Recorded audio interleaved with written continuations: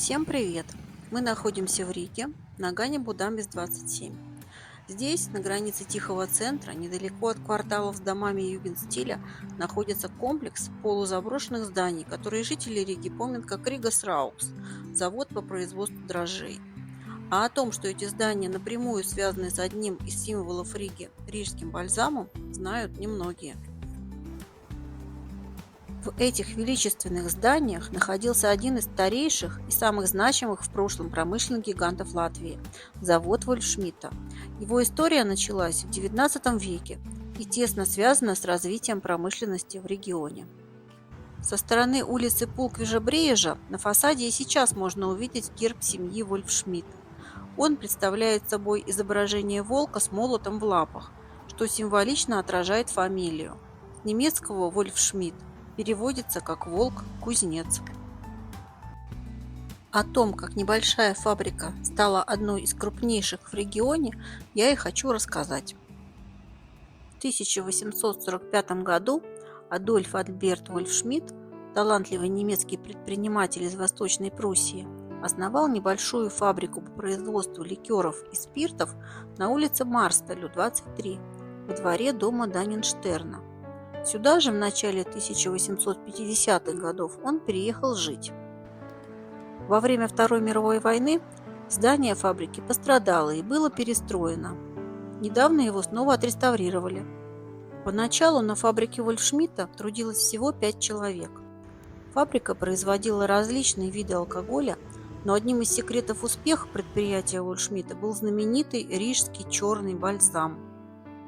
Хотя оригинальный рецепт аптекаря Кунце претерпел в руках Вольфшмидта некоторые изменения и градус напитка повысился с 16 до 45, именно Альберт Вольфшмидт сумел популяризировать черный бальзам в Российской империи. Уже в 1860 году произведенный на фабрике бальзам удостоился серебряной медали на выставке в Петербурге. Стоит сказать, что Вольфшмидт был далеко не единственным производителем напитка под названием рижский бальзам, но его продукция была, пожалуй, самой популярной. Дела на фабрике шли успешно, продукция была востребована, и в 1870-х годах Вольфшмидт решает расширить производство.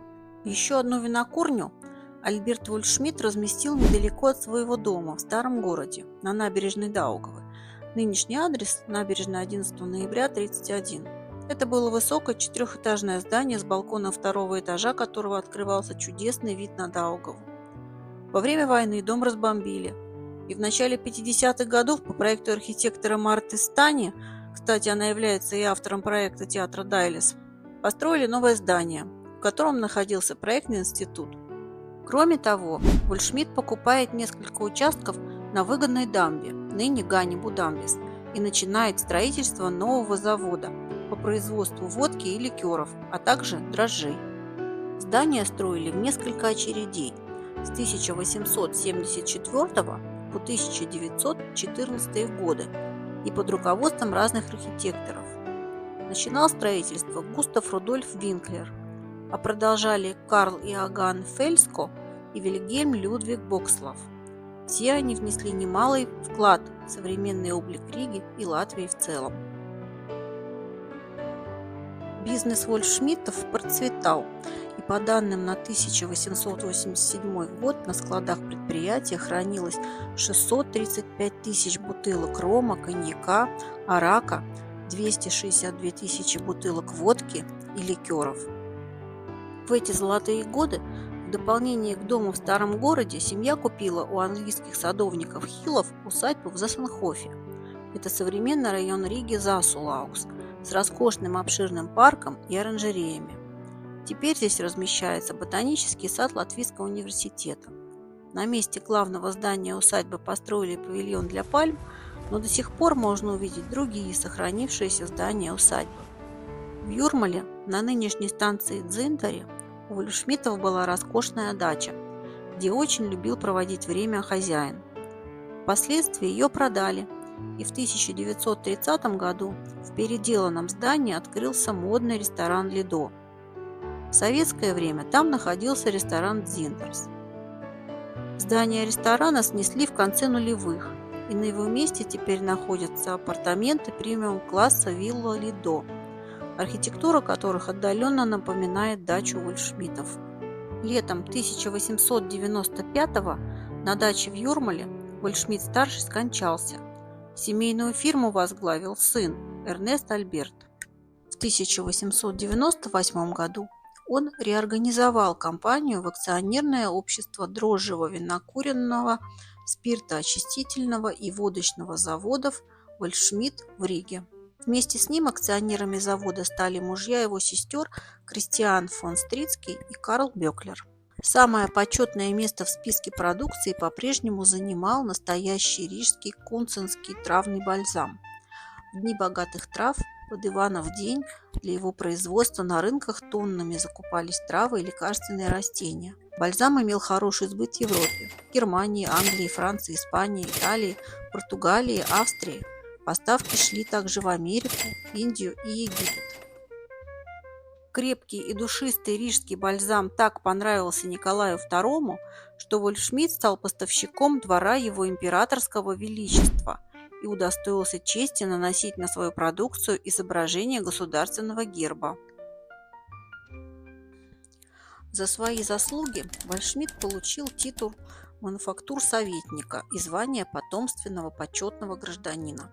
Он активно участвовал в управлении города, а также состоял членом многих благотворительных комитетов. Производство у Гольдшмидта было оснащено самыми современными по тому времени перегонными аппаратами, оборудованием для ректификации спирта, дистилляторами, очистными колоннами и прочими техническими новинками. Трудились на заводе 300 человек – немцы, латыши, русские, а еще склады, развозка товара по магазинам, отдела экспортных поставок. Фирма имела свои магазины в Риге, Санкт-Петербурге, Москве и даже в Гамбурге. В начале XX века завод стал символом латвийской промышленной мощи. Продукция завода неоднократно получала награды на международных выставках. Завод Гольдшмидта производил не только алкогольную продукцию, но и еще один важный продукт – дрожжи. В 1908-12 годах, в период роста капитализма и концентрации капитала в винокуренной отрасли, в дрожжевой также происходили некоторые изменения. В 1908 году в Российской империи было учреждено Западное дрожжево-винокуренное сельскохозяйственное акционерное общество дрожжи, включавшее крупнейших производителей. Среди учредителей был и мануфактур-советник Альберт Альбертович Гольдшмидт. Создавалась АО «Дрожжи» для сбыта и распространения прессованных дрожжей русского производства как в империи, так и на заграничных рынках. Для открытия и содержания складов, магазинов и других помещений, для продажи дрожжей, для арендования, приобретения, устройства и эксплуатации дрожжевых и дрожжево-винокуренных заводов на территории России. Видно, что размах и концентрация капитала были впечатляющими. В связи с ростом потребления алкогольной продукции в винокуренной промышленности Европы и России тех лет ощущался высокий спрос как на сырье, так и на материалы. В Санкт-Петербургской прессе биржевой день 4 февраля 1914 года начался с сенсационного заголовка «Накануне треста». Газеты трубили, что пивоваренный дрожжевой завод Гольдшмидт и Ко в Риге оказался продан английским капиталистам за 2,5 миллиона рублей. Английский капитал стремился постепенно овладеть всей дрожжевой промышленностью России, создав из отдельных предприятий этой области прочный трест. Таким образом, в ключевой дрожжевой промышленности, которая влияла как на хлебопечение, так и кондитерское производство, было достигнуто транснациональное слияние капиталов, приведшее к монополизации дрожжевой отрасли. Кроме получения сверхприбылей, предприниматели наивно полагали, что стандартизация прессованных дрожжей повысит уровень алкогольной продукции. Всем этим ожиданиям было не суждено сбыться из-за последовавших исторических событий. В конце 1913 года, на пике расцвета завода, от сердечного приступа внезапно умер Альберт Гольдшмидт. Управление акционерным обществом перешло в руки мужа сестры, Кристиана фон Стрицкий, который был акционером и владельцем пивных заводов в Риге.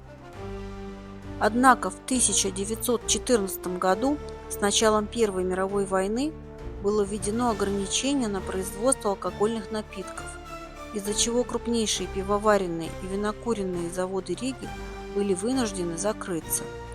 Вскоре началась эвакуация оборудования вглубь России. Завод Вольфшмидта это затронуло в меньшей степени, чем более современные пивные заводы стритских, оборудование которых так и не вернулось из Москвы.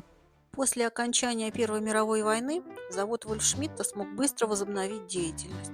Основные капиталы удалось сохранить, а в 1926 году и приумножить за счет выпуска новых акций.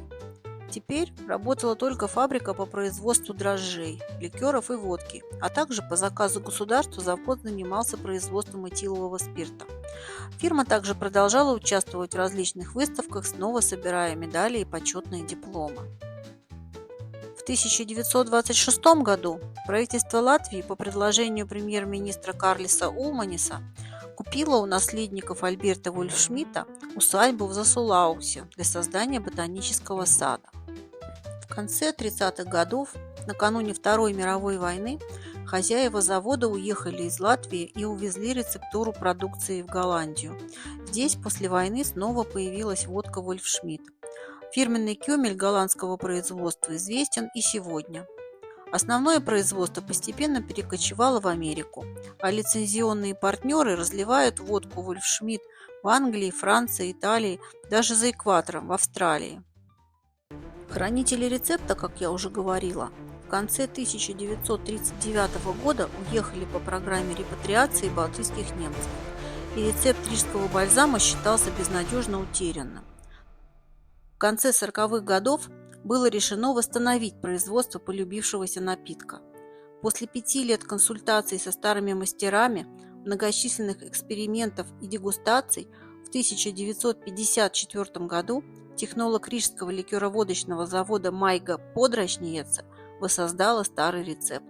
С тех пор состав и способ производства рижского бальзама остаются неизменными, а место производства находится по адресу улица Александра Чака, 160, в помещениях бывшего ликероводочного завода. Во времена СССР бывший завод Вольфшмидта был одной из главных производственных площадок Латвии, специализируясь на выпуске дрожжей. Продукция Ригас Раукс была знакома каждой латвийской хозяйке. Большинство хлебобулочных изделий в Латвии выпекались именно с этими дрожжами. После восстановления независимости Латвии в 1991 году дрожжевой завод столкнулся с новой реальностью. Переход к рыночной экономике означал приватизацию и серьезные структурные изменения. В 1994 году новым хозяином предприятия стало финско-латвийское акционерное общество «Рижские дрожжи». Предприятие занимало около 80% латвийского рынка. Завод Ригас Раукс продолжал работу до 2008 года, пока его не купила шведская компания, входящая в группу Оркла. Сначала были планы по модернизации производства, но инвесторы посчитали, что выгоднее будет закрыть предприятие. На 161 году своей истории славный завод Вольфшмидта прекратил существование как промышленный объект. В 2009 году по заказу акционерного общества «Авиапарк» архитектурное бюро Зайги Гайда разработало проект реконструкции большинства зданий завода. Здесь предполагалось разместить офисы и гостиницу. К сожалению, из-за финансового кризиса осуществить проект не удалось. В 2022 году территорию площадью более 1,5 гектар, несколько зданий общей площадью 17 тысяч квадратных метров, в том числе пятиэтажное здание завода, приобрела латвийская компания-застройщик Baltic RE Group. Сумма сделки не раскрывалась. Вот как прокомментировал это приобретение CEO компании Джованни Далла Дзонка. Мы видим огромный потенциал в возможности дать новую жизнь зданию, не имеющему аналогов и заслуживающему возвращения к городу. Это привилегия и ответственность. Мы глубоко ощущаем задачу создания здесь чего-то уникального. Убежден, что необыкновенное очарование здания сделает его одной из достопримечательностей района и всего города. В данный момент завод так и стоит в прежнем состоянии, а территорию начали использовать как парковку. На веб-сайте компании размещена визуализация восстановленных зданий завода Вольфшмидта. Сроки реновации не указаны. Завод Вольфшмидта на Ганебу-Дамбес– это символ индустриальной истории Риги. От небольшого семейного предприятия до промышленного гиганта, от мирового успеха до непростых времен, его история напоминает нам о том, как экономика и культура развиваются вместе с городом. Даже если завод больше не работает, его наследие навсегда останется частью истории Риги. Когда вы будете в этом районе, обязательно обратите внимание на этот памятник бурному развитию капитализма в Риге начала 20 века и вспомните его историю. Спасибо, что были с нами. Если вам понравилось это видео, поставьте лайк. Буду очень благодарна за комментарии и подписку.